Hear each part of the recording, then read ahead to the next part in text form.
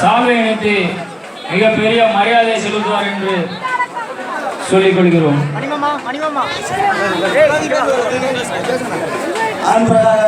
இங்கு ஒரு மிகப்பெரிய ஒரு பற்றற்ற மகிழ்ச்சி.